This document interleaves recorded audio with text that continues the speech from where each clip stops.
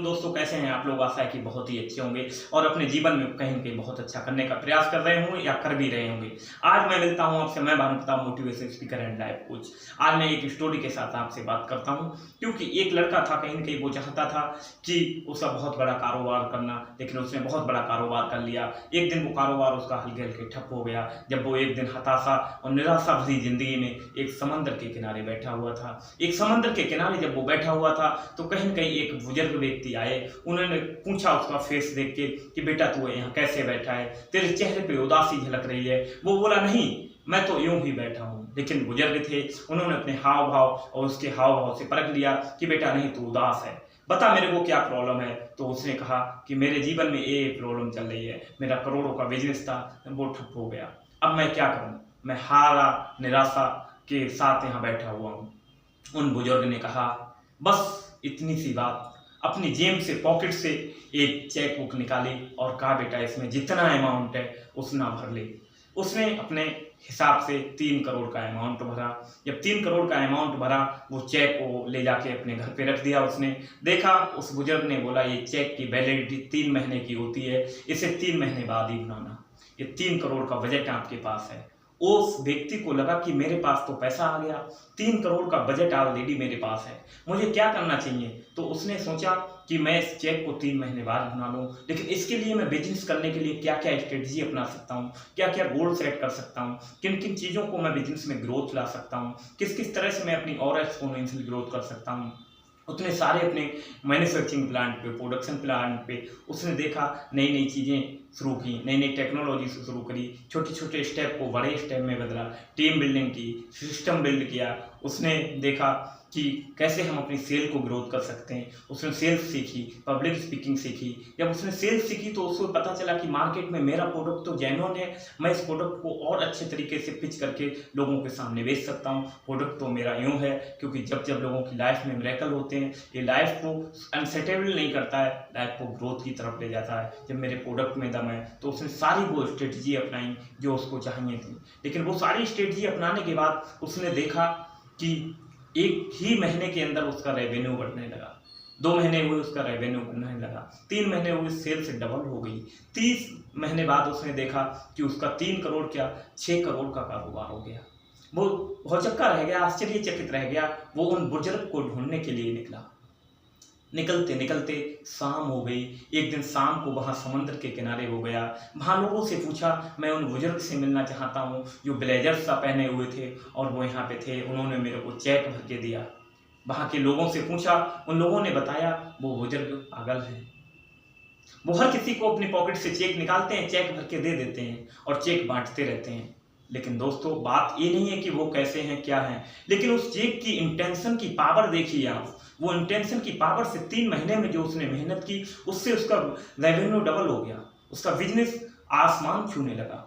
तो उसने जो स्ट्रेटजी अपनाई, वो शायद उस हारी और निराशा की वजह से नहीं अपना पाता, लेकिन जो स्ट्रेटजी उसने बनाई, उन पे काम किया, 3 महीने के एफर्ट के बाद उसका बिजनेस पुनः उसी जगह पहुंच गया। इस कहानी से हमें यही सीख मिलती है कि हम उन चीज़ों पे जितनी एनर्जी लगाते हैं, हारा, निराशा और बेकार की चीज़ों में हम जितनी एनर्जी डालते हैं, उतनी ही एनर्जी हम अच्छा सोचने में, अच्छी क्रिएटिव चीज़ें बनाने में लगाएं, तो शायद हमारी लाइफ भी बेटर होगी और हमारा बिजनेस भी ग्रो होगा। तो इसलिए आज ये सलाह आपके लिए बहुत ही बेहद स्टोरी के साथ मैं लाया हूँ कि आप देखिए, आप ये मत सोचिए कि मेरे पास पैसा नहीं है, मैं कैसे कार्य करूँ। पैसा कहता है कि मैं जब आऊँ जब तो कुछ करे, आदमी कहता है मेरे पास पहले पैसा आए तब मैं कुछ करूँ। ये बहुत बड़ा कॉन्फ्लिक्ट चलता रहता है दोस्तों। इस कॉन्फ्लिक्ट को डिजॉल्व करने के लिए आपको काम करना पड़ेगा। किस पे काम करने पड़ेगा? स्किल सीखनी पड़ेगी। आज के युग में बहुत सारी स्किल्स हैं, digital marketing, public speaking, sales skill. ये सारी स्किल कौशल सीखिए। कौशल सीखने के साथ आप अपने ऑनरशिप लीजिए, आप खुद की जिम्मेदारी लीजिए। आप जब जिम्मेदारी लेते हैं तो आपकी हर सिचुएशन से आप निकल जाते हैं, क्योंकि सिचुएशनें तो आएंगी, परिस्थितियां तो आएंगी। किसके जीवन में विषम परिस्थितियां नहीं आई? हर व्यक्ति के विषम परिस्थितियां आई। भगवान श्री राम के जीवन में भी वनवास आया, लेकिन हंसते हंसते उन्होंने सहन किया। 14 वर्ष के वनवास के बाद उनका जीवन उज्जवल हो गया, दोबारा राजपाट मिला। तो इसी तरह से जब हमारे जीवन में चुनौतियां आ रही हैं, जब संघर्ष आ रहा है, तब आप समझिए कि हम बहुत ज़्यादा ऊंचाई की तरफ जाने वाले हैं।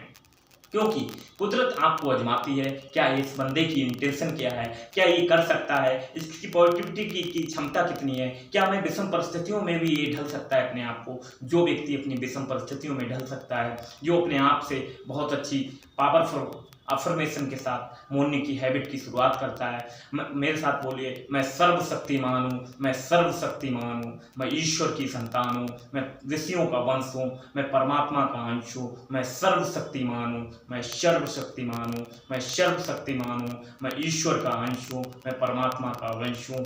इस अफर्मेशन के साथ आप अपने दिन की शुरुआत कीजिए, आप अपनी बॉडी का एक्शन लीजिए, आप अपने जीवन में मिरेकल देखेंगे। किस तरह से मिरेकल होते हैं, हजारों लोगों के जीवन में मिरेकल हुए हैं। मिरेकल का एक ही प्रिंसिपल है, जब आपका लॉजिक बंद तब मैजिक शुरू होता है। लेकिन हम लोग अपना लॉजिक लगाते रहते हैं, लॉजिक लगा लगा के हम उसको सोचते हैं कि कुछ करें ना भी ना और कुछ मैजिक हो जाए। मैजिक दोस्तों अफर्मेशन और विजुलाइजेशन वहीं तक सीमित है जब कहीं न कहीं आप 1 घंटे विजुलाइजेशन में लगाएं और 18 घंटे एक्शन में लगाएं। एक्शन प्लान बनाइए, जी जान से आप लग जाइए। जो भी लक्ष्य आप पाना चाहते हैं, अच्छा घर, अच्छा मकान, अच्छी गाड़ी, अच्छा प्रोफेशनल लाइफ, आपका जो भी लक्ष्य है एक पेपर पे लक्ष्य लिखिए और उनके साथ अपने आप स्मार्ट वर्क करके आगे के लिए बढ़िए। क्योंकि जब जब आप एक्शन लेंगे, आप जिम्मेदारी लेंगे, आप एक्सक्यूज मत बनाइए। आप जब बहाना बनाते हैं तो अपने अवसरों को खो देते हैं। आप जब जिम्मेदारी लेते हैं तो उन अवसरों का निर्माण करते हैं। अवसर आपके निर्माण के लिए हैं, आप अच्छे अवसर का निर्माण कीजिए। विषम परिस्थितियों में अपने आप को धैर्यवान रखिए, अपने आप को स्टेबल रखिए, अपने परिवार को, रिलेशनशिप को, ये सब अच्छे से क्वालिटी टाइम भी दीजिए कहीं न कहीं। लेकिन अपने आप को जो बनना चाहते हैं, क्योंकि सबसे इम्पोर्टेंट है आपका सपना, जो आप बनना चाहते हैं, यदि आप वो नहीं बन पाए तो शायद आपकी वजह से करोड़ों लोगों की हेल्प नहीं हो सकेगी। क्योंकि आप अद्भुत हैं, आप ऊर्जावान हैं, आप चाहेंगे तो आप लाखों करोड़ों लोगों को भी एक जीवन में रोशनी दे सकते हैं। क्योंकि कहीं न कहीं प्रेरणा उतनी ही ज़रूरी है।